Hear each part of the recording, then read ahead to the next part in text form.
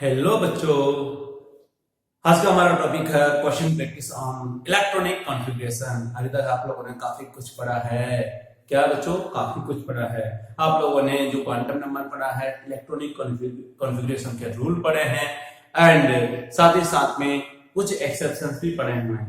लेकिन क्वेश्चंस किस टाइप के आते हैं, कुछ कुछ प्रैक्टिस पहले हुई है, साथ के साथ में प्रैक्टिस हुई है, लेकिन कुछ स्पेशल क्वेश्चन की क्वेश्चन प्रैक्टिस करना जरूरी है, जो कि JEE Mains, JEE advance and कभी कभी जो है इस लेवल के क्वेश्चन नीट में भी आ जाते हैं। एनडीए हालांकि इजी पेपर दे रहा है, लेकिन क्वेश्चन का लेवल कैसा भी हो सकता है, कभी भी वो अपना लेवल बढ़ा सकता है बच्चों। ठीक है, तो आज हम क्वेश्चन प्रैक्टिस करते हैं। तो पहला क्वेश्चन है, not considering electronic spin the degeneracy of second excited state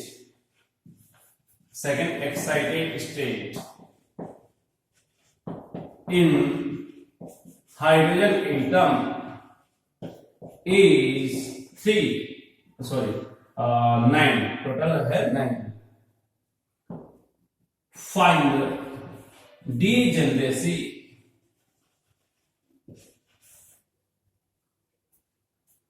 of orbitals in second excited state in H negative में आपको आइडेंटिफाई करना है उसकी सेकेंड एक्साइटेड स्टेट है, उसकी डीजेनरेसी क्या होगी वो हमें देखना। जबकि हाइड्रोजन के अंदर यहां पर सेकेंड एक्साइटेड स्टेट की डीजेनरेसी 9 है। चलो बच्चों, पहले तो हम देखते हैं यहां पर ये क्या है, कैसे पहले स्टार्टिंग क्या दिया हुआ, सॉल्यूशन हम देखते हैं। फॉर हाइड्रोजन एटम की बात करते हैं तो यहां पर जो है सेकेंड एक्साइटेड स्टेट क्या होगी ये चेक करना है हमें बच्चों। ग्राउंड स्टेट होती है n=1 होती है, फर्स्ट एक्साइटेड स्टेट होती है n=2 and second excited state होगी n=3। तो मैं कहूंगा फॉर हाइड्रोजन के लिए यहां पर सेकेंड एक्साइटेड स्टेट ये क्या होगा बच्चों, यहां पर मैं कह सकता हूं n=3 में आएगा। मतलब मैं ऐसा कहूंगा कि यहां पर जो ऑर्बिटल्स होंगे वो कितने होंगे चेक करते हैं। यहां पर तो जैसा उसने कहा था, यहां पर ये आपका 1s है और फिर 2s 2p, दोनों की एनर्जी सेम है। और मैं ऐसा कर सकता हूं फिर 3s 3p एंड 3d। आपने देखा कि यहां पर जो है ऑर्बिटल्स है, ऑर्बिटल डीजेनरेट ऑर्बिटल की मैं बात करूंगा, यहां पर लिखूंगा डीजेनरेट ऑर्बिटल। तो ये है आपके बच्चों 1s में है केवल एक ही होगा, क्योंकि 2s एंड 2p की एनर्जी सेम होती है। ये फर्स्ट एक्साइटेड स्टेट हो गया। तो यहां पर आपने देखा s का 1 ऑर्बिटल और p का कितना होगा, 3 ऑर्बिटल होंगे, तो यहां पर 4 डीजेनरेसी होगी। तो मैं थर्ड की बात कर रहा हूं n=3, क्योंकि यहां पर ये थर्ड शेल है, इसके अंदर 3 सब शेल प्रेजेंट होंगे, 3s 3p 3d। तो यहां पे इसकी डीजेनरेसी होगी 1 + 3 + 5 = 9। तो ठीक है बच्चों, हाइड्रोजन एटम की सेकेंड एक्साइटेड स्टेट के लिए सही, लेकिन वो तो ये पूछ रहा है कि H नेगेटिव आयन की डीजेनरेसी क्या होगी उसकी सेकेंड स्टेट की। अब यार H नेगेटिव क्या है, सिंगल इलेक्ट्रॉनिक स्पीशीज नहीं है, ये तो है सिंगल इलेक्ट्रॉनिक स्पीशीज, क्योंकि यहां पर ओनली 1 इलेक्ट्रॉन प्रेजेंट होता है। आपने देखा होगा 1 यहां पर इसका एटॉमिक नंबर होता है, इसका मतलब 1 प्रोटॉन 1 इलेक्ट्रॉन होगा। और ऐसे केस में मैंने आपको बताया था कि जो है किसी भी शेल में प्रेजेंट ऑर्बिटल है वो आपस में सेम एनर्जी के होते हैं, इसलिए उसकी डीजेनरेसी इस टाइप की होगी। हमने कॉन्सेप्ट पढ़ा था।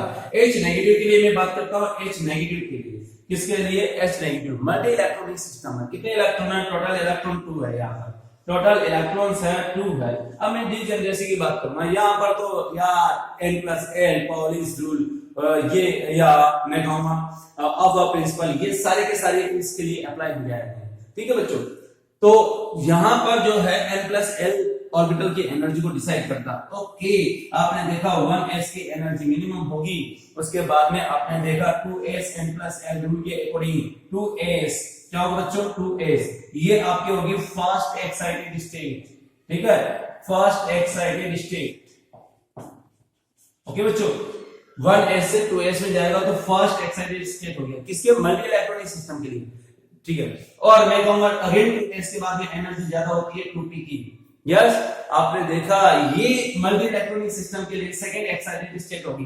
यहाँ पर हाइड्रोजन के लिए सेकंड एक्साइटेड स्टेट n=3 होगी, जबकि multi electronic system H negative के लिए यहाँ पर सेकंड एक्साइटेड स्टेट की जो वैल्यू होगी वो बच्चों 2p सबशेल होगा, और 2p सबशेल होगा तो ऑब्वियसली इसकी डीजेनरेसी की बात करेंगे, इसे हम कहेंगे second excited state, second excited state. अब ये बताओ डीजेनरेट ऑर्बिटल कितने होंगे यहाँ पर, आपने देखा इसमें होते हैं 3 ऑर्बिटल होते हैं, px py pz। ओके, इसका मतलब डीजेनरेट ऑर्बिटल की जो वैल्यू अगर मुझे कैलकुलेट करना है तो क्या होगी, यहाँ पर px py pz ही काउंट होगा, यानी 3 होगी। तो मैं ऐसा कर सकता हूं डीजेनरेसी, यहां पर लिखूंगा इसमें डीजेनरेसी, ठीक है, इसकी कितनी होगी बच्चों, 3 होगी। यहाँ पर सेकंड एक्साइटेड स्टेट की डीजेनरेसी 3 होगी, यही आपका आंसर होगा, ठीक है। तो आप इस चीज को समझ चुके हैं, इस तरह से क्वेश्चन हम सॉल्व करते हैं। ये जेई का क्वेश्चन है बच्चों, काफी इंपॉर्टेंट क्वेश्चन है ना। नेक्स्ट है तो छोटे छोटे क्वेश्चन और कर लेते हैं। यहां देखिए फर्स्ट क्वेश्चन था, ये मजेदार क्वेश्चन है, जेई एडवांस में, जेई मेंस में एंड मेडिकल के अंदर आए हुए क्वेश्चंस हम लेंगे, कुछ और कुछ अच्छे क्वेश्चन जो कि फ्रेम किए हुए हैं वो लेंगे।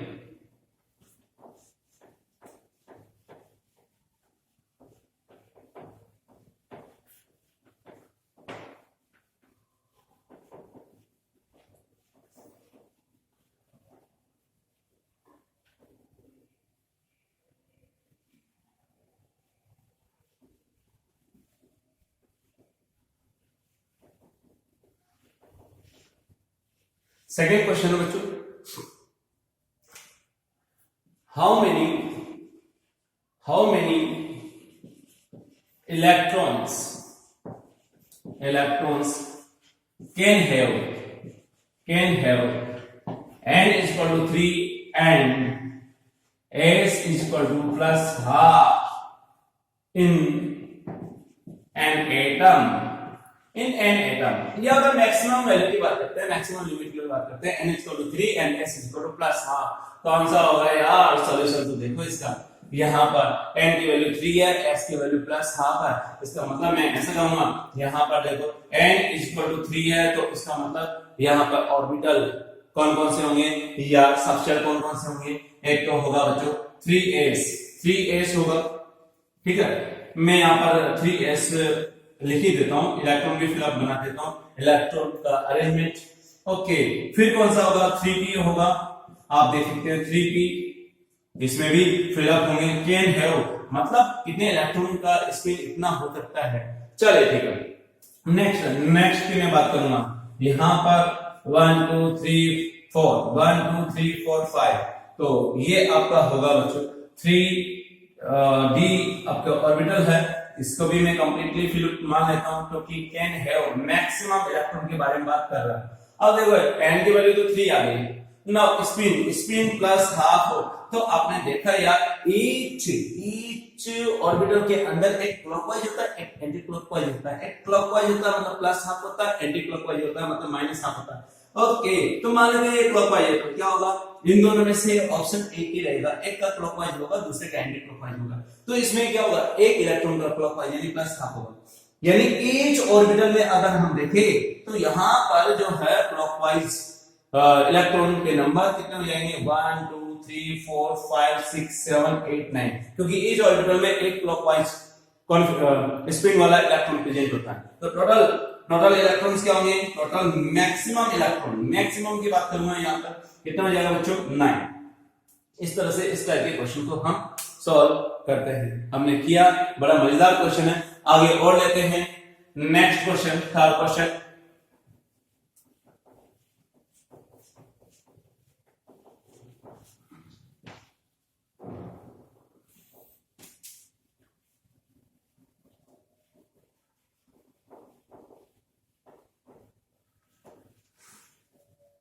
नेक्स्ट बच्चों, yes, minimum number of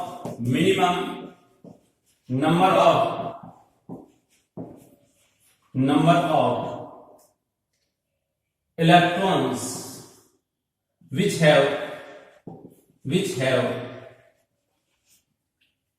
n equal to 3, l equal to बच्चों यहां पर मैं लिखूंगा -2, m equal to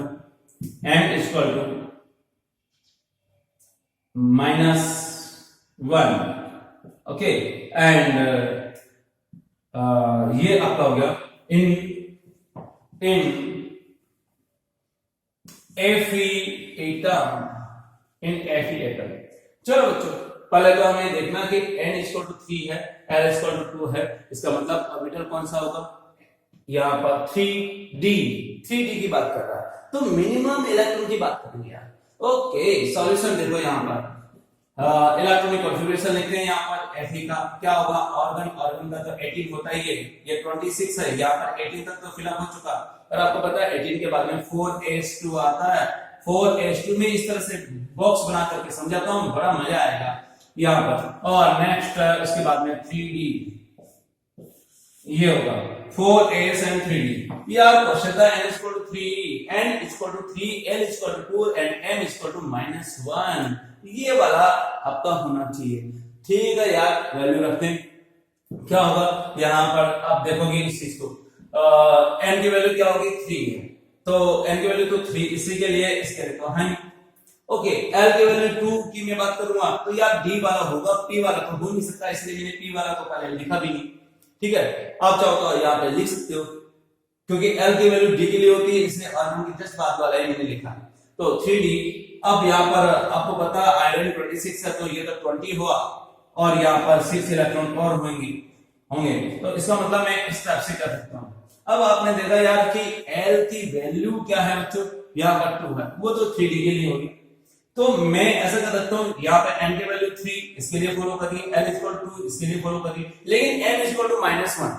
अब -1 वाला क्या हो सकता है? ये भी हो सकता है, ये भी हो सकता है, ये भी हो सकता है, ये भी हो सकता है, ये भी हो सकता है। स्पिन के बारे में कुछ बोला ही नहीं उसने, ठीक है ना। तो अब देखो -1 वाला जो ऑर्बिटल है ये भी है, क्योंकि सारे के सारे डिजेनरेट ऑर्बिटल है, तो किसी भी टाइप के ऑर्बिटल के लिए -1 वैल्यू हो सकती है। लेकिन बोला कि minimum number of electrons. Okay यार, ये तो अगर मैक्सिमम पूछे जाता तो कितने इलेक्ट्रॉन होते हैं? यहाँ पर मैक्सिमम के लिए 2 हो जाते, तो मैं कहूंगा minimum number of electrons,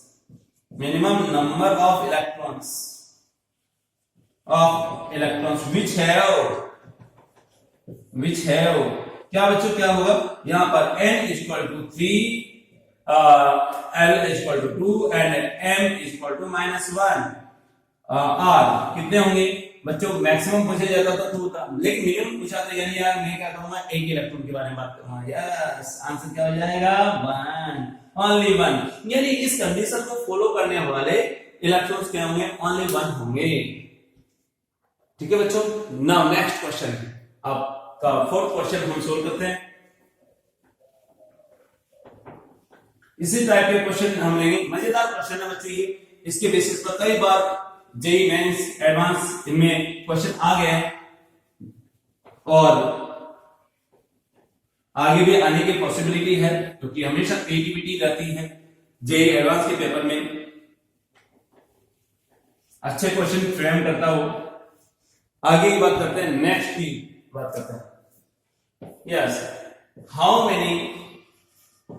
many electrons have n plus l plus m is equal to 3 in chlorine atom।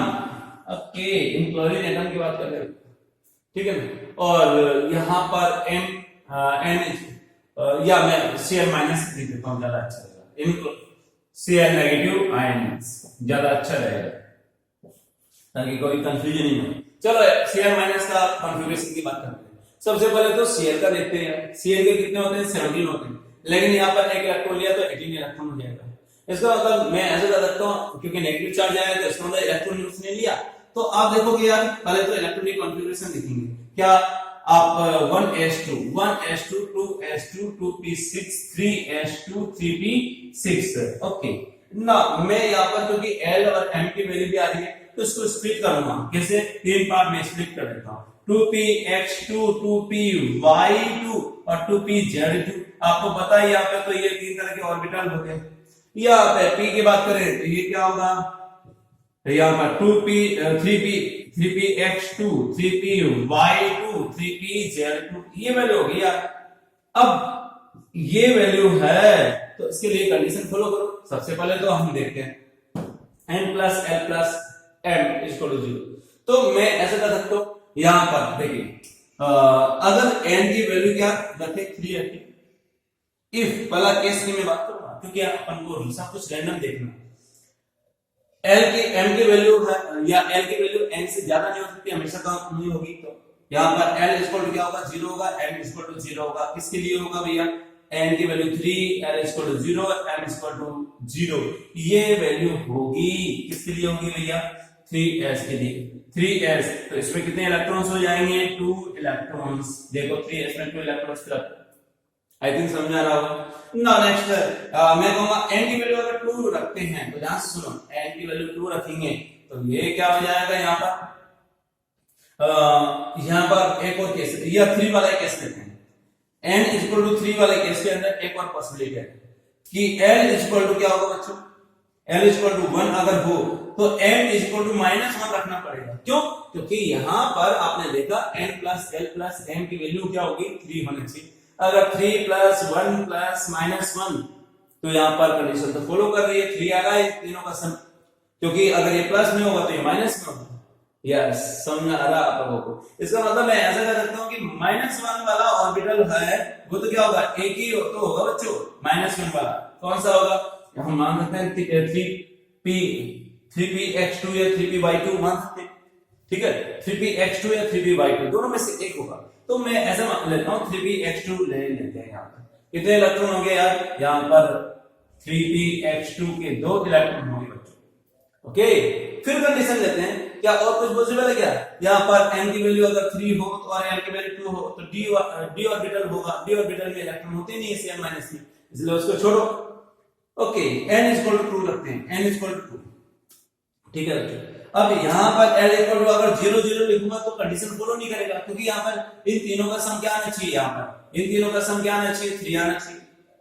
ठीक है, तो मैं ऐसा पुट करूंगा n इक्वल टू 2 और l की वैल्यू अगर 1 रखता हूं तो m की वैल्यू क्या रखना पड़ेगा? हमें 0 रखना पड़ेगा। तभी तो n प्लस l प्लस 1 की वैल्यू क्या होगी? 2 प्लस 1 प्लस 0 इक्वल टू 3 आएगा। यानी ये किसकी बात कर रहा है? n इक्वल टू 2 की बात कर रहा है। l equal to 1, l equal to 1 p के लिए होता है और m की वैल्यू 0 यानी कि z हो सकता है। ओके यार, इस चीज को समझो। यहाँ पर n प्लस l प्लस जो आपका होगा बच्चों m, सॉरी यहाँ पर m रखना होगा मुझे, तो इसकी वैल्यू मैंने रख दिया। कौन सा होगा? यहाँ पर जो ऑर्बिटल होगा वो आपका होगा 2pz2। इसमें कितने इलेक्ट्रॉन है? 2 इलेक्ट्रॉन। कितने इलेक्ट्रॉन बच्चों? 2 इलेक्ट्रॉन। ठीक है, तो हम ऐसे कर सकते हैं। यहाँ पर इसमें कितने इलेक्ट्रॉन होंगे? यहाँ पर 2 इलेक्ट्रॉन होंगे। इस वाले केस में भी आपके 2 इलेक्ट्रॉन होंगे और इस वाले केस में भी 2 इलेक्ट्रॉन होंगे, क्योंकि यहाँ पर Cl माइनस मैंने लिया, Cl एटम नहीं लिया। और Cl एटम लेता तो मिनिमम इलेक्ट्रॉन्स के बारे में पूछता, तो मिनिमम हो जाते, फिर अलग केस होता। मिनिमम यहाँ पर -1 होता, -1 नहीं होता तो ऑब्वियस है कि यहाँ पर 1 इलेक्ट्रॉन होता है। इसमें 3pz में 1 इलेक्ट्रॉन होता, तो मिनिमम कितने बात करता तो 1 इलेक्ट्रॉन ही हम कंसीडर करते। तो इस तरह से n plus l equal to यहाँ पर कंडीशन फॉलो कर रहा है। 2pz ऑर्बिटल के लिए बात कर रहा है, 2pz के लिए 2 इलेक्ट्रॉन। टोटल इलेक्ट्रॉन की बात करेंगे, टोटल इलेक्ट्रॉन कितने हो जाएंगे यार? यहाँ पर 2 प्लस 2 प्लस 2 इक्वल टू यहाँ पर 6 होंगे। ओके, तो इस तरह के क्वेश्चन बड़े शानदार क्वेश्चन है। चलो ये तो हमने किए ना, कुछ डिफरेंट टाइप के और क्वेश्चन कर लेते हैं। कौन से? यहां पर मैग्नेटिक स्पीड की बात करते हैं, मैग्नेटिक मोमेंट की बात करते हैं।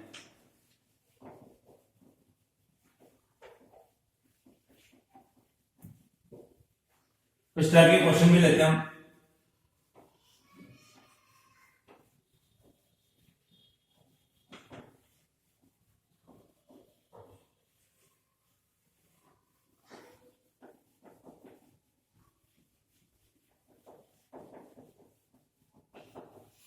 ठीक है बच्चों, याद रखिए ये वाला केस हो गया। नाउ नेक्स्ट क्वेश्चन, या मैं कहूंगा मैग्नेटिक मोमेंट। मैग्नेटिक मोमेंट क्या होता है याद देखते हैं। मोमेंट पहले इसके बारे में थोड़ा सा देख लेते हैं। ओके, यहां पर मैग्नेटिक मोमेंट होता है n+2 का स्क्वायर रूट बार मैग्नेट्रॉन। क्या होता है? बार मैग्नेट्रॉन। ये वैल्यू होती है बच्चों। ओके, n क्या है? Number of unpaired electron, number of unpaired electron. Okay, तो यहां पर अनपेयर्ड इलेक्ट्रॉन के नंबर हमें लेना होगा। तो क्वेश्चन है, छोटा सा क्वेश्चन लेता हूं। Find magnetic moment, magnetic moment in पहला ए में यहां पर लिखूंगा स्कैंडियम, बी है Fe+2n, और सी और लेते हैं हम यहां पर कॉपर+2n। ये तीन तरह के मैंने आए हैं, तीन क्वेश्चन होंगे ना। सॉल्यूशन हम स्टार्ट करते हैं बच्चों। ठीक है, सॉल्यूशन आप देखिए यहां पर। पहले स्कैंडियम की बात करते हैं। स्कैंडियम का एटॉमिक नंबर कितना होता है? 21। क्या होता है बच्चों? 21 यहां पर। ये चलिए स्कैंडियम में लिखते हैं इलेक्ट्रॉनिक कॉन्फ़िगरेशन Sc, स्कैंडियम 21 है।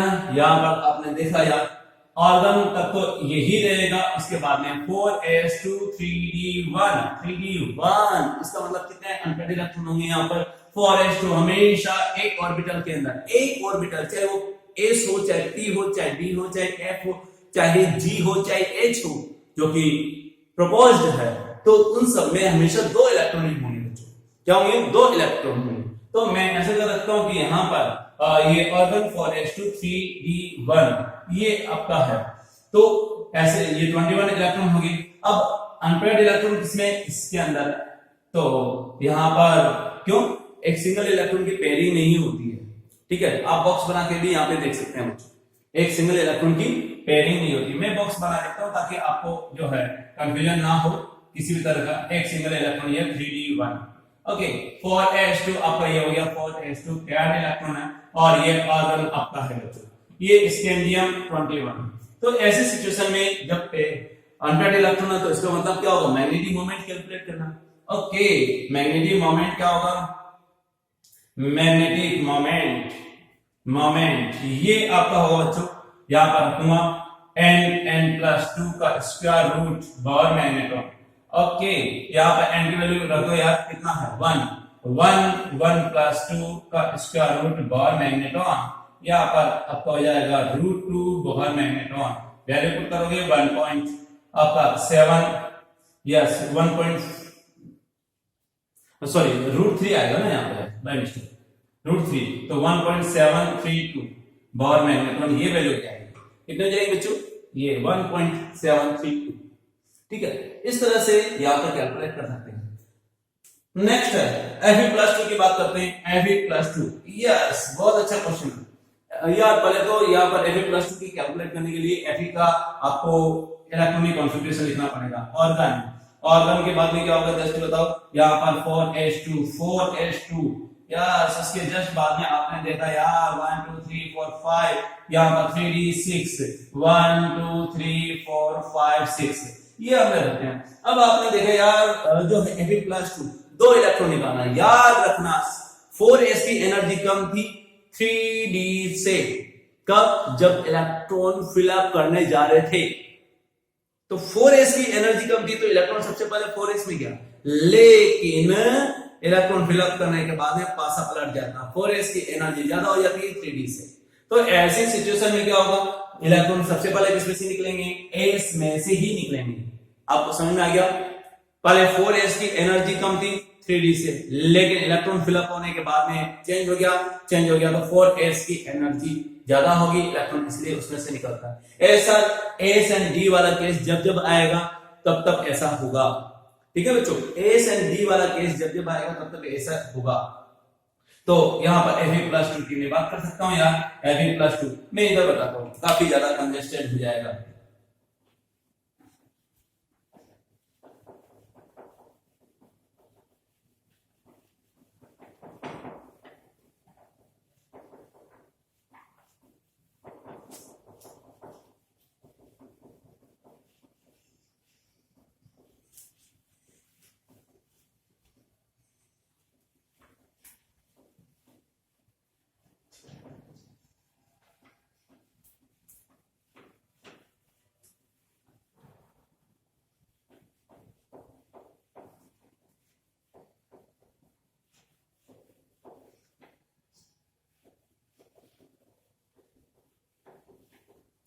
क्या होगा बच्चों, Fe+2 का अब लिखेंगे Fe+2। ओके, इलेक्ट्रॉनिक कॉन्फ़िगरेशन आपने देखा, ये आपका 3d 5 हो जाएगा, 1 2 3 4 5, 1 2 3 4 5, ठीक है, और ये 6, 3d 6 होता है, 4s 0 हो गया, क्या हुआ 4s 0। अरे यार अनपेयर्ड इलेक्ट्रॉन कितने हैं, 1 2 3 4 अनपेयर्ड इलेक्ट्रॉन है, n की वैल्यू होगी 4। यस, ये क्या पैरामैग्नेटिक, ऐसी स्पीशीज जो कि अनपेयर्ड इलेक्ट्रॉन रखती है, पैरामैग्नेटिक होती है, याद रखना। तो पैरामैग्नेटिक है, ये क्वेश्चन आया हुआ है, ये n = 4। तो बोर में यहाँ पर मैग्नेटिक मोमेंट म्यू से रिप्रेजेंट करेंगे, किससे, मैग्नेटिक मोमेंट। यहाँ पर मैं लिख देता हूं मैग्नेटिक मोमेंट, इसको हमने किससे रिप्रेजेंट किया बच्चों, म्यू से रिप्रेजेंट किया। आपने देखा वैल्यू रखो, n की वैल्यू 4 + 2 का स्क्वायर रूट डिवाइड बार मैग्नेटोन। जब आप सॉल्व करोगे 6 6 and 4 24 का स्क्वायर रूट क्या होगा, बार मैग्नेटोन होगा। ओके, ये लगभग वैल्यू आएगी यार 5 से कम ही आएगी, 4.9 में रख सकता हूं रफली इसको, क्या 4.9 के आसपास ये वैल्यू होगी बार मैग्नेटोन। ओके, अब मैं देखा यार एक अभी थोड़ी देर पहले 2 क्वेश्चन करवाए थे, एक अनपेयर्ड इलेक्ट्रॉन था तो 1.73, 4 अनपेयर्ड इलेक्ट्रॉन था तो 4.9। इसका मतलब डेसिमल के पहले वाला जो नंबर है ना, वो क्या शो करता है, नंबर ऑफ अनपेयर्ड इलेक्ट्रॉन को शो करता है बोर मैग्नेटोन में। यस, अनपेयर्ड इलेक्ट्रॉन को शो करता है। इसको ये जैसे 4.9 होगा तो 4 अनपेयर्ड इलेक्ट्रॉन होगा, 3.87 होगा तो यहाँ पर 3 अनपेयर्ड इलेक्ट्रॉन होगा, 2.84 होगा तो क्या होगा बच्चों, 2 अनपेयर्ड इलेक्ट्रॉन होगा। ठीक है, और 5.95 या 4 के आसपास होगा तो यहाँ पर 5 अनपेयर्ड इलेक्ट्रॉन हो जाएंगे। इस तरह से यहाँ पर आप उसको सॉल्व कर सकते हो। नाउ नेक्स्ट थर्ड एग्जांपल था कॉपर+2। पहले कॉपर का इलेक्ट्रॉनिक कॉन्फ़िगरेशन देखते हैं यार, क्या होगा।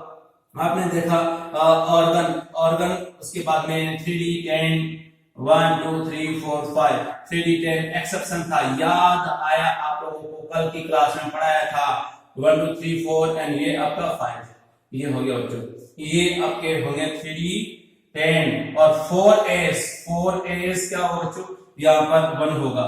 यार +2 ऑक्सीडेशन स्टेट में जाना है तो क्या होगा, 2 इलेक्ट्रॉन निकलेंगे, एक तो इससे निकलेगा एक इससे निकलेगा, एक इससे, याद रखना अनपेयर्ड इलेक्ट्रॉन होगा इतना। कॉपर+2 की अगर मैं बात करता हूं तो यहाँ पर ऑर्गन ये वैल्यू मिलेगी बच्चों 1 2 3 4 5 और ये आपका 4s 0 हो जाएगा। ओके, 1 अनपेयर्ड इलेक्ट्रॉन मिल जाएगा, कितना मिलेगा जल्दी से बता दो, 1 अनपेयर्ड इलेक्ट्रॉन है, यहाँ पर अनपेयर्ड इलेक्ट्रॉन है 1। ओके, तो म्यू की वैल्यू क्या होगी, यहाँ पर अगेन 1 मल्टीप्लाई 1 + 2 का स्क्वायर रूट बार magneton, Pandey ji square root 3 बार मैग्नेटोन मिलेगा, जिसकी वैल्यू होगी 1.732 बार मैग्नेटोन। ओके, इस तरह से हम देखेंगे। क्या यहाँ पर सारी के सारी स्पीशीज पैरामैग्नेटिक है? यस, अनपेयर्ड इलेक्ट्रॉन था इसलिए मैं कहूंगा। यहाँ पे एक इंपोर्टेंट पॉइंट करके लिखूंगा, यहाँ पर पैरामैग्नेटिक स्पीशीज क्या होती है, paramagnetic species which have unpaired electron, ठीक है बच्चों, which have unpaired electron, unpaired electron, और डायमैग्नेटिक क्या होगी, आप समझ सकते हैं, डायमैग्नेटिक जिसमें पेयर्ड इलेक्ट्रॉन होंगे उसे हम क्या कहेंगे, डायमैग्नेटिक। जनरली जो अनपेयर्ड इलेक्ट्रॉन जो रखता है वो क्या होता है, कलर भी होता है। तो मैं ऐसा कर रखता हूं, इंपॉर्टेंट पॉइंट करके लिख रहा हूं यहां पर, हाँ, species which have unpaired electron are coloured, which have unpaired electron and unpaired electron are colored, क्या होगा बच्चों, कलर्ड होती है स्पीसीज। और लास्ट फाइनल नेक्स्ट है डायमैग्नेटिक, क्या होगा, डायमैग्नेटिक, ठीक है बच्चों। ये कौन सी स्पीसीज होती है, स्पीसीज which